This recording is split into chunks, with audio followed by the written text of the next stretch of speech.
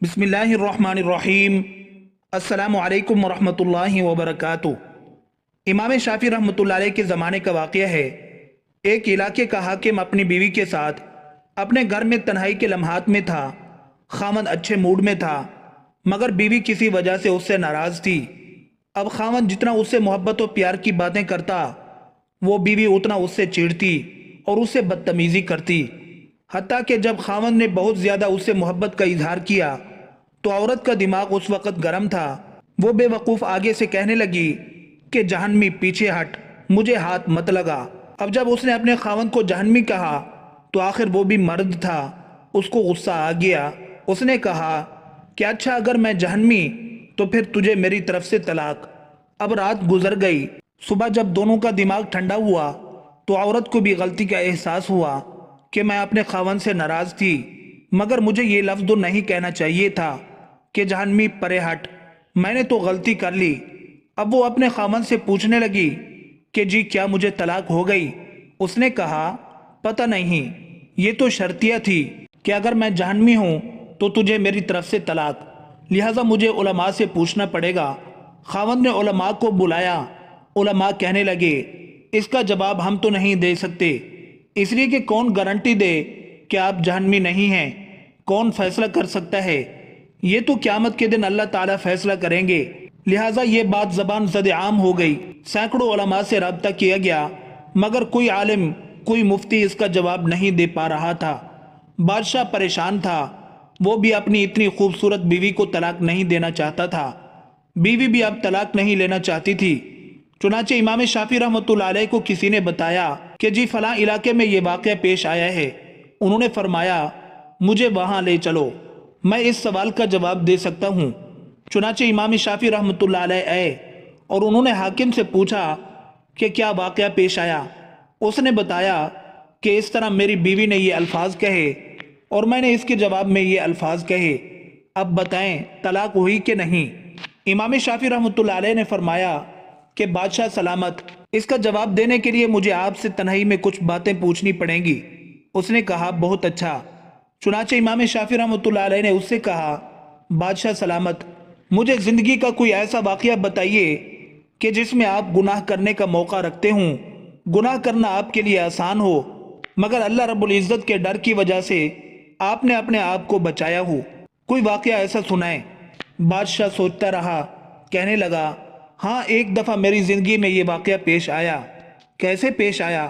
کہنے لگا ایک دفعہ جلدی میں اپنے دفتر کے کام سے فارغ ہو کر اپنے بیڈ روم میں چلا گیا۔ جیسے ہی میں داخل ہوا، میں نے دیکھا کہ محل میں کام کرنے والی لڑکی میرے کمرے میں چیزوں کو سنوار رہی تھی، بستر کو ٹھیک کر رہی تھی۔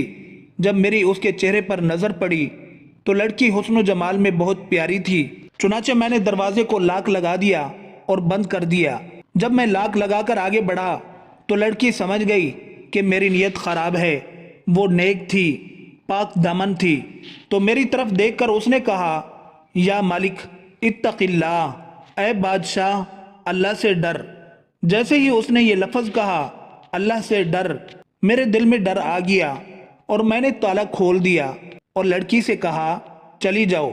حالانکہ اگر میں چاہتا تو لڑکی سے اپنی خواہش پوری کر لیتا، مجھ سے کسی نے پوچھنا ہی نہیں تھا، مگر اس نیک بچی کے یہ الفاظ میرے دل پر بجلی بن کر گرے اور مجھے اللہ کا خوف آ گیا اور میں نے گناہ کے اس موقع سے بچنے کے لیے اس لڑکی کو واپس بھیج دیا۔